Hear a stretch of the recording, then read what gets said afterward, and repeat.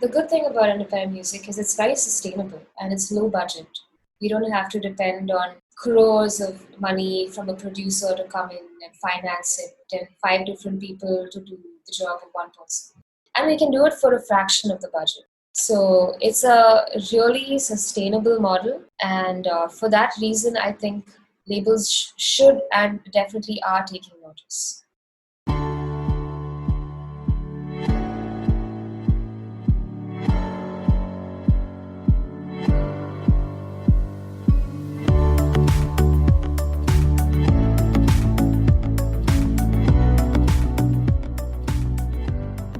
Maalavika Manoj, or Mali as her stage name goes, is one of the prominent indie musicians in the country. Her new single Absolute, released this August from her debut album Caution to the Wind, has crossed 60,000 views on YouTube and tweeted about by A.R.Rahman. She was one among the 3 Indian artists chosen this year by Spotify for their Emerging Artist program called Radar. Listen to her talk about the tight-knit indie community and why she gravitates towards melancholic melodies. How is it in the sense, like, for especially for an artist to stay locked down? And I know now it has kind of opened up. Do you find it difficult to sit down and collect your thoughts? It's not the easiest, definitely. And also, I just moved back from Bombay where I was staying for 5 years, and I've moved back in with my family till Okay. till this is all over and life starts again. So it's been interesting. I mean, obviously, as artists, the one good thing is we're primed for uncertainty. Like our lives are already pretty uncertain. When we get work is uncertain. Sometimes we'll go weeks with nothing, and then sometimes we'll have a ton of things on one day, like today. So it's something that in a way artists are more prepared for. But at the same time, it's more difficult for us now because art is not really an essential service or anything like that. At least, I mean, on a very basic level, it's not an essential service. Yeah, but I think art what gets you through a tough period at times. True, but then it's still something where, like, I mean, of course, our recorded music can be consumed in this time, but what makes us earn money is actual, commercial work, Yeah. which is, gigs or ad recordings or film recordings. That's pretty much it, really. The rest of it is, I mean, we can make music and we can put it out there and people can consume it for, years to come. So we can still be providing entertainment Right. whilst not making any money, in a way. So that's a strange paradox for us. So as much as people say, "Hey, why don't you do this live thing and entertain people?" and isn't that what you do? Isn't that what you love? At the same time, it's like, yeah, but love isn't going to pay our bills. Yeah. So that's kind of where we're at in this whole scene. And even this whole thing of live gigs, I mean, everybody's been watching a lot of live performances on Yeah. Instagram and on Zoom. Some of it is ticketed, some of it is free. Yeah. It's all very new. And at the start of this pandemic, I feel like people were more excited by it. And now people have sort of like overall lost interest, The engagement is not as high as Yeah. it was. It's true. So I don't think online gigs are a permanent solution. I think they're a temporary, like a stopgap solution to the problem. We all have to rely on the world going back to normal for us to survive. Yeah. Hopefully soon. Yeah, hopefully. I mean, I think it'll happen in stages, I think. Yeah. Could you tell me what was your earliest memory of music in your family? Was it your granddad playing harmonica? Um, yeah, I think it was something between my granddad playing harmonica or um, just music in general. Like my family, as much as they're not musicians, especially my parents, they've always loved consuming music. So they've always listened to music like, all the time. They probably listen to more music than I do, for real. Like they'll always, like in their free time when they're driving, they'll have like a playlist, and at home in the evenings they'll play some music. So Okay. they're very into listening to music, and I think having been raised in that environment was quite influential in my um, being able to think musically. So, who are your early influences? Growing up in Chennai, it was definitely A.R. Rahman and Ilayaraja. They were like my earliest, Yeah. like, influences from here. But obviously, my parents would listen to a lot of music from the West, things like bands like the Eagles and the Carpenters, Dire Straits, a lot of like 70s and 80s Yeah. bands and artists.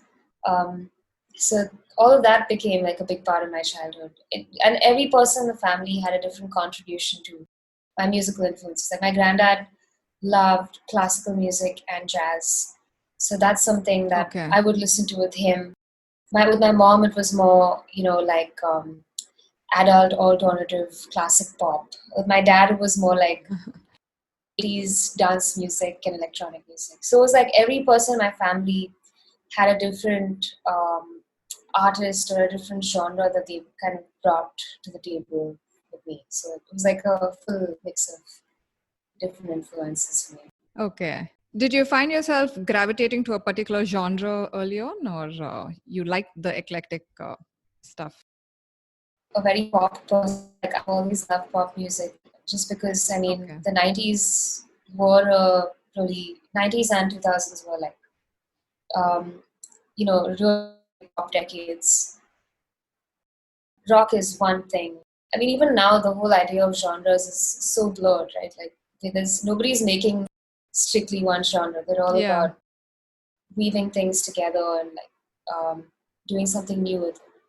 So pop was really interesting in a way that it's always done that. Like it's always been not just one thing. Like it will borrow from R&B, it will borrow from rock, it will borrow from classical, it will borrow from True. electronic. So it's cool. Like with being a pop artist, you can kind of be whatever you want depending on what you're writing, what you want, what emotion you want to convey. Okay. So it's a very wide range of things that you can borrow from and sort of touch upon. That's I think why I enjoy being a pop artist as much. Okay. When did you realize, hey, I have a talent for this, maybe I could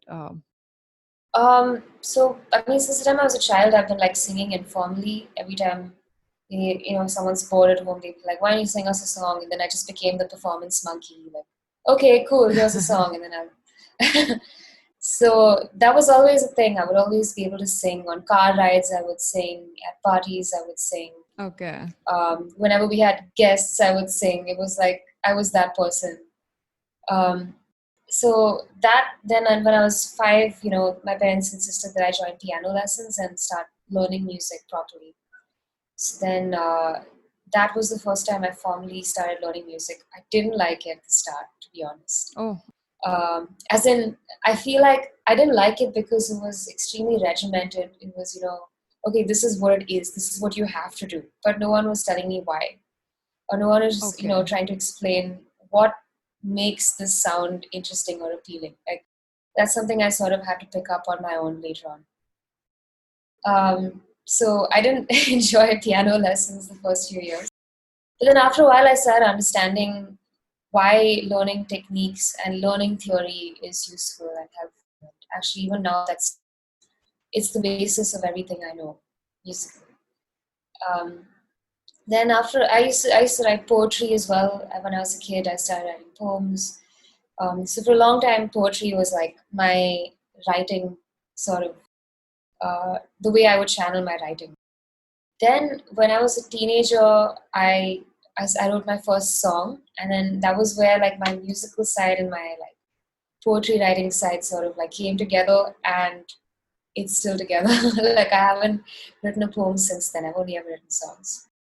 Oh, so what was that first song called?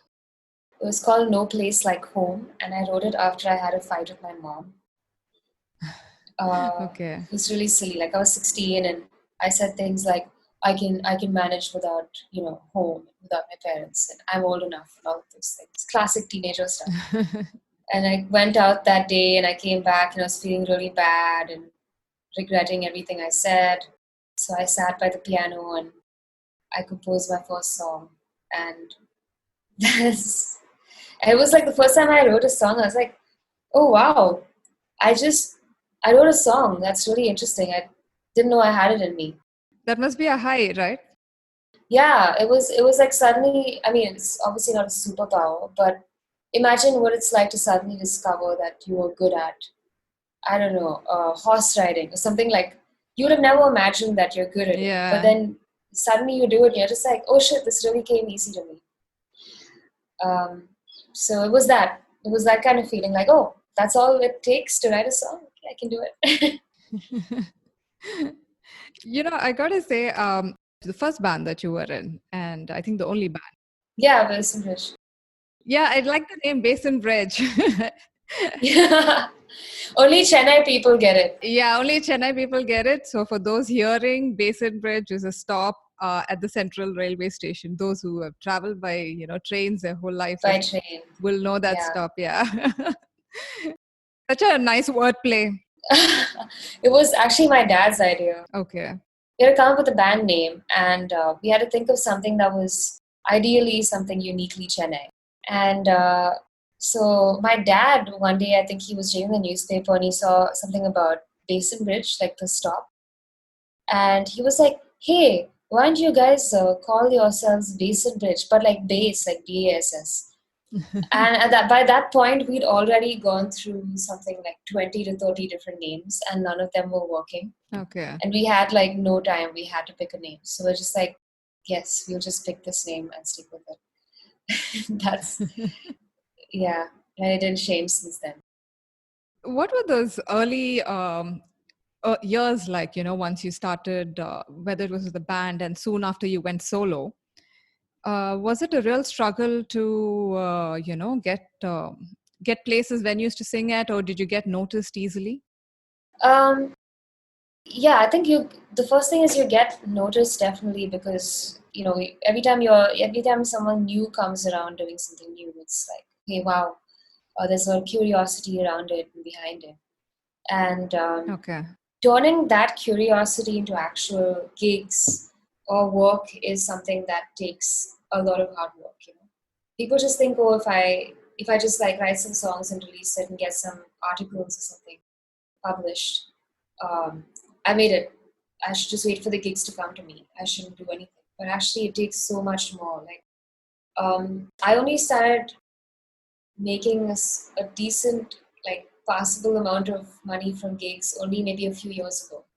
Before that, I'd been playing gigs for a while, but it was mostly to put myself out there. It was mostly to showcase the fact that I could sing, that these are my songs, to get people interested in what we do. Okay. But, actually making money from gigs and performances takes a lot of time and investment. You have to invest in your set, your performance, your band. Yeah. And it takes a long time to figure out just how much to put in and what exactly to do to get there. So that took a long time. Okay. But and now, yeah, obviously we have to do it again after this pandemic. Yeah. Playing gigs, usually you get feedback almost instantaneously. Yeah. So did you ever feel little, like dejected or saddened if the feedback wasn't positive always? Yeah, naturally. Like in the beginning, I used to be really bad at taking criticism. Like anytime someone said, "Yeah, but I think you can work on this," in my mind, I'd be like, "They don't know anything." But I mean, obviously, like criticism is the one single most important thing that makes you improve really quickly. Um, at the end of the day, every time you do something, you don't remember all of the people who said, "Wow, really nice, great stuff. I loved your voice. I loved your song." You remember that one person who said, "Yeah, but this isn't working. You need to work on this the next time." That will work on your mind. But those little things are actually the most important thing to like sort of push you and make you better in a short period of time. So Yeah. performance, like you said, is like instant either gratification or disappointment. And Yeah. yeah, so sometimes you'll do something, or you introduce a song a certain way, and then you realize not the best way to do it. Or sometimes you say something that you weren't planning to at all, or do something you weren't planning to, and you get a great reaction. You just make a mental note to do that the next time. I try it again. Um, Yeah. so it's like that. It's like trial and error. You need to keep doing and see where it Okay. goes. You tend to gravitate towards melancholy, right? If I'm not mistaken. Yeah, you could say so. I mean, I'm really not an emo person. I think I'm not. But Um, sometimes through music, you feel better yeah, through like songs which are soulful. Yeah. yeah. The thing is, a big reason for why I write is to get closure from different things. So if there's something that's playing on my mind a lot, I'll write about it to sort of understand it or internalize it better. And very often, like I take a slightly more overthinking, melancholic approach because that's how I'm feeling about it at that time. But obviously, now when I look back on a breakup song I wrote in 2016, I'm not going to be like, oh yeah, so sad, I miss that, or like I feel Yeah. bad again or something. Like you felt bad then, you wrote a song then, people listen to it over time and they relate to that feeling. But you're not necessarily feeling that way all the time. So it probably comes across like all my songs are melancholic. But yeah, definitely. Like sometimes the topic that you write about could be melancholic, but you would take like there's two things, right? You have a topic and then you have a tone. You can have a sad topic and write about it in a positive way, Right. or you could have a very normal topic and write about it in a sad way. It's that's up to you. Like you can take a really terrible thing that happened in your life and write about how going through that is going to make you come out stronger. So Okay. that's the cool thing about songwriting is you can channel anything and make it anything else. Yeah. Yeah, And often, I like the the idea that most of your songs have a message behind it, and it's not necessarily always a love song. So, yeah. do you? I mean, is it something that you actively want to use your music as a medium to convey something, I'd like to, yeah. or it just happens in the spur of the moment? I think so far it has been the case where every time I've written a song or released a song, there has been a strong message or a story behind it. I don't know if that's going to be the case all my life, Yeah. but I like the fact that, you know, I am primarily a person who has all these things to say, and music just happens to be the medium through which I say it. Some people blog about it, some people are writers, some people are, poets, but it just so happens that music is my medium to speak my mind. I feel like, Right. when I speak in words, I'm not heard as well as I'm heard when I write songs.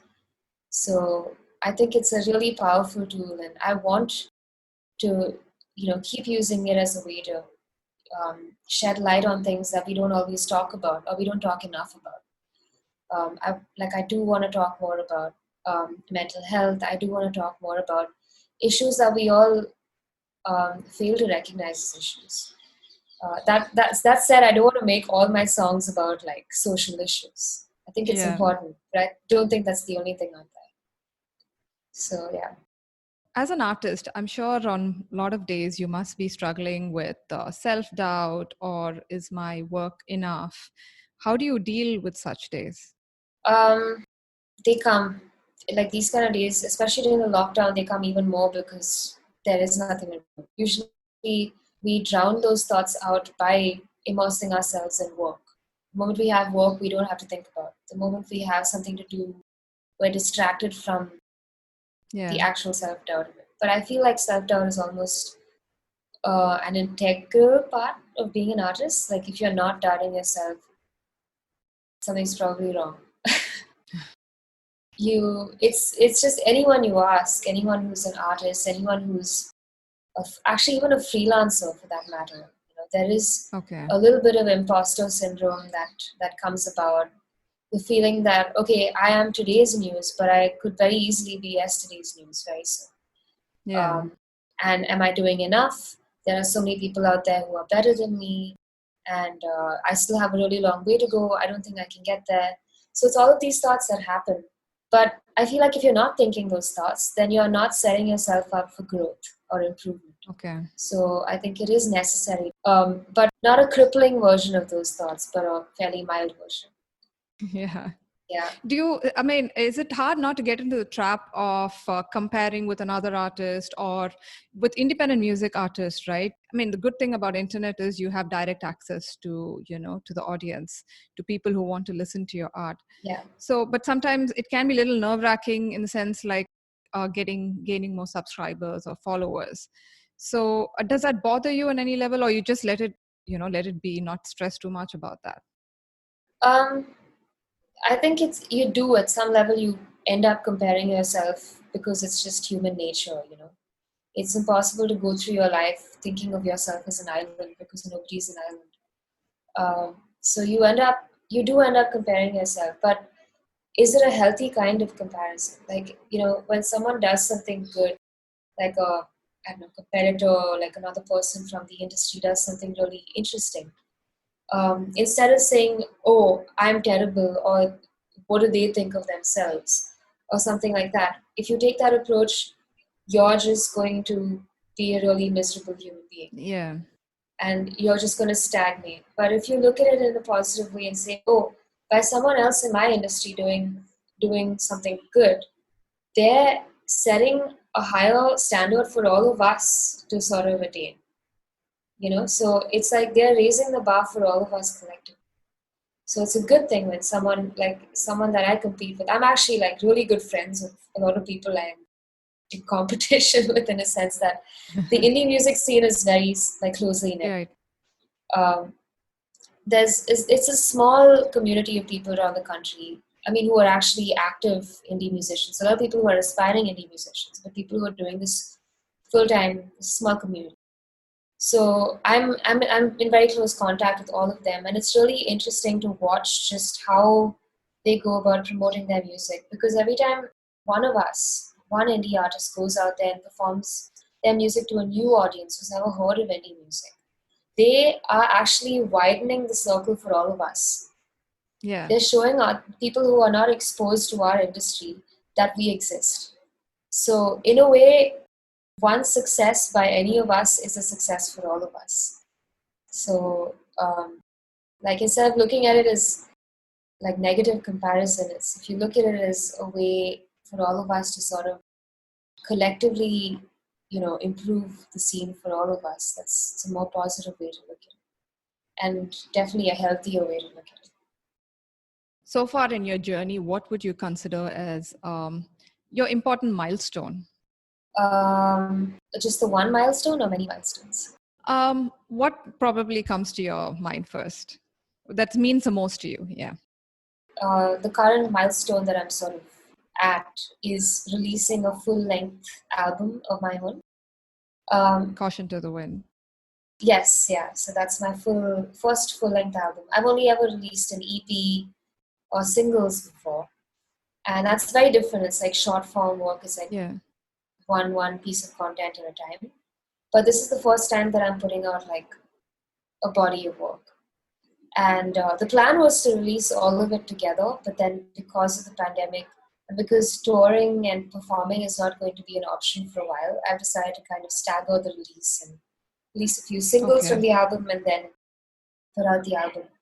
But still, at this point of time, having a full length piece like a body of work is still something that is exciting. Because a lot of artists are still at a point where they're trying to release their first single, their first, EP, or like Okay. first sort of like release, so to speak. But I think when you get to a point where you're releasing your album, it's like you have something to say, and you've got 8 different songs to say it. So that's a cool milestone, I think, that I finally come to. That's nice. Yeah, your first album, that's definitely something to be really excited about. Yeah, How long did it take you to, get it done? I started working on it early last year, like in Feb or March. So it's already been over a year and 5 months or something. Um, and counting, because we still haven't Yeah. released the whole album. So it's taking time, but I do think good things take time. And I'd rather take time and make sure it all sounds the best that it can rather than just like putting out something that's half finished or not really thought out. Yeah. And Absolute is actually doing really well. It's crossed, I think, about 50 or 60,000 views on YouTube. Yeah, it has, which is quite amazing. I don't think any of my songs have um, gotten to that mark. Like my music videos, at least, have crossed that mark on YouTube. Um, so it's really interesting. I worked with two Chennai-based filmmakers for the music video. Yeah. I worked with Krishna, Marimuthu, and Niket Bomi. They're really two talented filmmakers from Chennai. And we had this vision of doing something that um, something of this nature has never been filmed in Chennai, like a music video at least. So we shot at the Madras Gymkhana Club, which is, Yeah. it's a really old building here. It's 150 years old. Yeah, I recognized it from the video. Yeah, so even the fact that we managed to shoot there was a big deal because on a normal day you can never get permission. It is a private club, and Yeah. when clubs are open, you can't do it. But then now, because of the lockdown, because the club itself has been shut for many months, we managed to shoot the video there, which is really cool because I've gone there so much as a child, and I would have never imagined in my childhood that one day I would film a music video there. Yeah, I was saying it was actually a nice video with the lighting and the way it was taken. Um, did you take part in the ideation process? Do you give much thought to your crafting your image, how you want to be projected? I think I do think of it actively, but it's not that I am at a position where I can um, where I want to say no to a lot of things just yet. I do obviously pick and choose things that I like and I'm capable of doing. Um, but I don't just like collaborate with everyone or work with anyone. There has to be something that adds value for me, and at least if me and the person that I'm working with can get along on that level, it makes complete sense. But whether there's a brand or not, like for me, at the end of the day, I want to work with good people and talented people who are also Yeah. good. Um, because there's a good number of people who are talented, but they're really terrible as human beings. And I made a decision early in my life to, no matter how talented the person is, to just always work with who have their heart that are doing is the right way. So if there's any brand, it's that probably. Just work with good, talented people. Okay, that's nice. you know, um, like how I mentioned earlier, internet has really opened up a big deal for independent music artists. You don't have to, listen to I mean, as in you don't have to pay heat always to a recording label or to a music producer. Yeah. But to be on your own also, I'm sure, has its own challenges. What are you struggling the most with now? So I think the biggest challenge is obviously in being independent is managing everything, like literally from responding to emails and also connecting with fans and releasing music and figuring out the finance for it and doing accounts and getting paperwork done and networking and everything. Like that all comes down to one person. I don't even have a manager, so I don't have anyone to share that struggle or burden with. Yeah. It's actually a really liberating thing, and if you get used to it, you can totally do it. But there comes a point where like if you have a series of um, things to do, where you really wish you could share that responsibility with someone else, at least to discuss it. At least when it comes to Yeah. decision making, when there's like someone who offers you something, to sit with someone and like who's on your team and have that conversation. Say, listen, what do you think about this? How do you think we should go about it? Do you have any points? Bounce off ideas. Yeah, and it's very different doing that with people who Well, I wouldn't say like necessarily competitors, but people who are not on your team. It's a very different thing. You only get that level of advice. But do it with someone who is actually with you in it is a whole other experience, I'm sure. Uh, so I think that's something I miss. But also at the same time, I do hear a fair share of stories from people like my friends who are, working with labels or are working with artist management companies who don't always have a very good relationship with them. Okay. So it can go either way.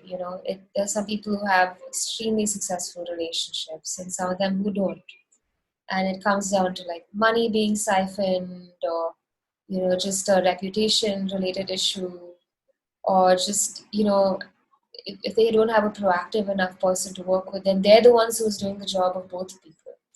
So sometimes I feel like, at least with myself, I can trust just one person and this job is done. So Yeah. in a way, that's good. Okay. I actually wanted to ask about that. Do you find recording labels more receptive or more enthusiastic about promoting indie artists? I think now, yes, especially now because of the pandemic. Um, Okay. you know, because no film music has really been released if you look at it. Right.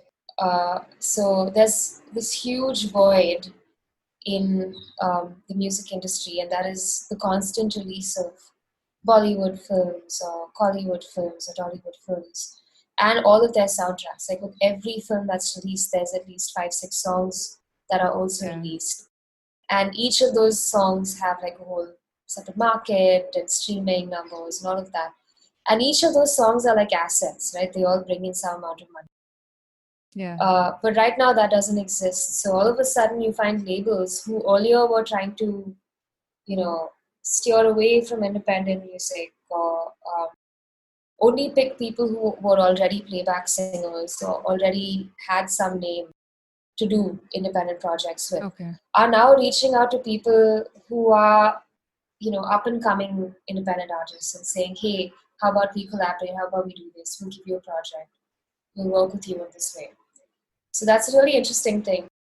I also think the golden age of like music labels, like, that's coming to an end or has already come to an end. Yeah. Because, now, but okay, even like 10, 15 years ago, a musician like me would have to rely on getting a record deal to even distribute my music, for it to even go up on streaming services or to even print a CD or do shows. I would have to rely on the distribution prowess of a label. But now I can, in this bedroom of mine, I can come up with an idea, I can write, I can record, I can produce, I can release, do all my social media, I can distribute, Yeah. and I can, get the revenue from it as well, from one room. And that has never happened before. And that's what's giving rise to a whole lot of independent artists who are, you know, um, from families that have no idea about music or have no aspiration, Yeah. and who are saying, I can do it. I Give me a project. I have all the means and the talent to make it happen. So this is the first time in history where music labels have to deal with this also. So, That's true. so it's a very good thing for artists. Do you think the labels will now see, now that they're seeing more independent artists coming up during this time, and will continue to support even once things go back, once movies resume? I hope so, because the good thing about independent music is it's very sustainable and it's low budget. We don't have to depend on crores of money from a producer to come in and finance it, Yeah. and 5 different people to do the job of one person. Like a singer-songwriter essentially does, I mean, not me per se, but a lot of people who are singer-songwriters write their own lyrics, right? They compose their own song, they produce it, they also record it, Yeah. and they also release it. So they're doing the job of 5 people. They're doing the job of a lyricist, a composer, a sound engineer, a producer, and we can do it for a fraction of the budget. Right. So it's a really sustainable model. And for that reason, I think labels should and definitely are taking notice. Okay. What would you tell a budding independent artist who's just entering the scene? What advice would you give?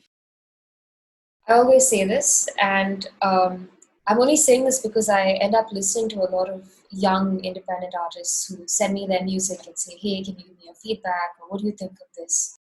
Um, and I find that a lot of them fall into the same trap, and that is trying to sound like a mainstream artist that they're not. You know, they Okay. it's like they pick a song that they like, and it's a good practice to do that in general, is to pick an artist or a song that you like and say, okay, I'm going to use this as a reference and make something similar. But what happens is they do that too much, and then they start losing their own originality in the process. Okay. So it's like they sound like a budget version of a top 40 artist, which, okay, maybe now you'll get a few people saying, oh wow, so cool, so current, so niche, so sick, But 10 years down the line, that originality is not going to, nobody's going to remember you for that originality. So always be Yeah. original. Always find that sound that is uniquely you, that nobody can take away from you, and stick to that. Don't try and ape someone who's doing well. Like, you'll notice this, like every time there's, some successful album or musician or song that's a hit, suddenly you'll find like 10, 20 other copycats sounding like it. And it's cool. I get it. There's something to a trend, but that's all it will be. It'll only be a trend. Yeah. You're not making a piece of art that will be timeless and stand the test of time. So always make something that will outlive you. That's all. That's what I tell people. Because everything we do, all of the music we put out, tomorrow anything can happen to us. Yeah. But what we leave behind is our art. So make sure it's good. Make sure you know, it's your legacy. So do a good job at it. That's it. Okay. Who are the other artists in your genre that whose work you like? In India or generally? India. Yeah. Oh, so a couple of them, like definitely, they're not exactly like my kind of music, but I really admire them as artists and people, and also their music. Yeah. Okay. Um, so I would definitely say singer-songwriters, Dhruv Vishwanath, Tejas Menon, Short Round, he goes by Short Round, his name is Krishna Guha.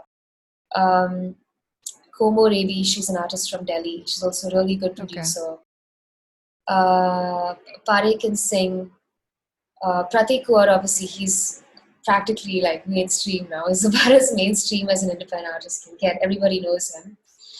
Um, who else is there that I really like? Um, Raghav Niatli. There are a lot of singer-songwriters. So, Yeah. and like literally, if you ask me this question 5 months down the line, I'll probably have more names to add because there are just that many more people releasing things and doing a great job. Uh, Okay. and I'd urge people who are new to independent music, I'm like, there is 100% something out there that you will like.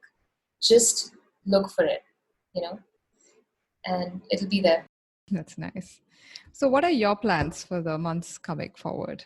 I mean, I know the rest of the album you wanted to get it out. This is it. Like, I have my blinkers on and I'm just like, album, album, album, album. Yeah. So it's good that you're going to the recording studio and you're doing all that. So, Yeah. I'm trying. But I think besides that, I do want to release something in Tamil okay. as a composer. And I've recently been approached to do a project which was an independent Tamil release. That's an interesting first step because I've only ever sung playback, but I've never composed something in Tamil. Are you comfortable singing in Tamil? Yeah, I am. Okay. But I don't write in Tamil. I can't write in Tamil. I can sing, I can compose. So that's something I'm excited about doing. Hopefully in the next few months that should also happen. Okay. Yeah, that was one of my questions. Are you also looking at like collaborations with Indian classical musicians, like a fusion or anything of that? So my thing with fusion is, unless you're doing a great job at it, don't even try. Because a lot of people, say fusion and they do something like, just for the sake of the novelty of fusion, they make something that's very average. And I'd rather do something that's not fusion, that's good, than something that's fusion, that's average. So if I do a fusion project, basically, I want to make sure it's going to be amazing. Yeah. It's very easy to go wrong with it. It's very easy to fall short. And I want to do it justice. So definitely. Like Okay. even with collaborations, I tend to take on projects where I know the person well, or they know what they're doing really well and they know exactly what I should be doing. And they say, okay, just do this and it's good. Or they say, hey, I have this blank canvas. Let's, meet, let's talk, let's spend time with each other, understand what we like about it, and then come together and make this body of work. Like it's collaborations seem a lot more simple than they actually are. Because if you are dealing with another person and Yeah. their ideas and their egos, Yeah. and it's like trying to, I don't know, like have a child together or something. You have to make sure all the conditions are right, and that you can make something good, I suppose. Yeah.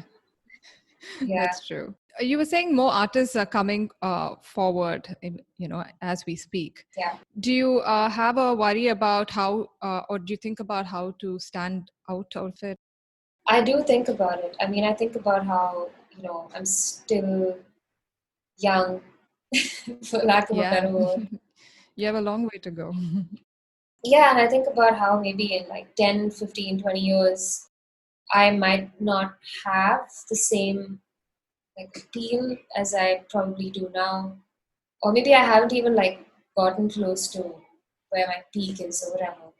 But I think about obviously doing really good stuff from the start, so that, like I said, there's a legacy. There's a level of establishment that comes with me being involved in the project. Like I want to have that level of quality that when someone calls me for a project, even 20 years from now, Okay. they know that they're calling me not just because I have a social media presence, or not just because I am young or I was written about in some article, but they're calling me because my ideas are good, and that, I'll give my fullest to a project.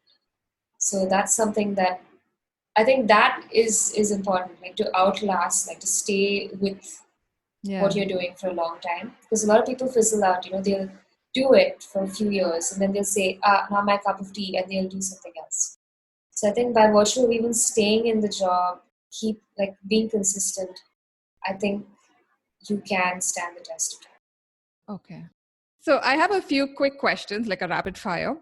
So whatever comes, at the top of your head. Okay. Artists you like listening to at the moment? Phoebe Bridgers, one of my favorite singer-songwriters. She put out a new album called The Punisher. Definitely check it out. Okay. What was the most honest advice you got from a senior musician? Uh, Finding your direction.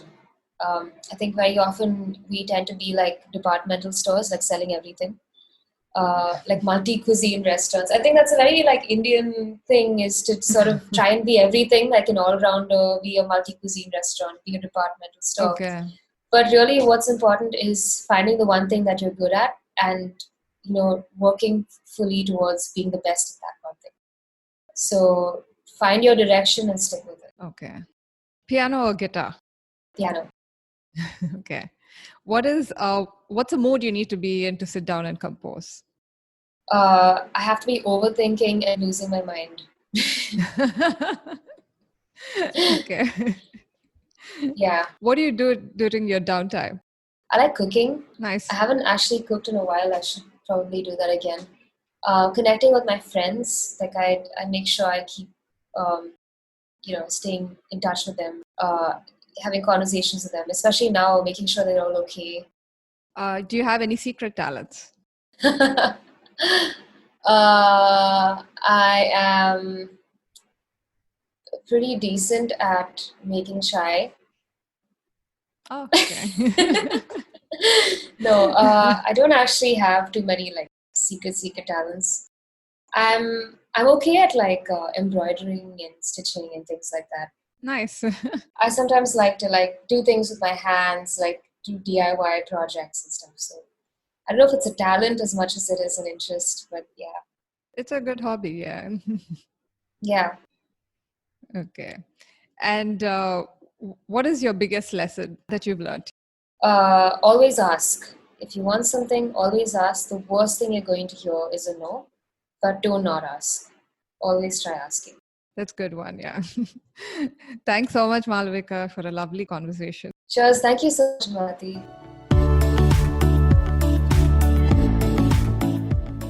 Hope you enjoyed this week's episode and do check out Maalavika's music on Spotify and YouTube. Until the next episode, stay safe.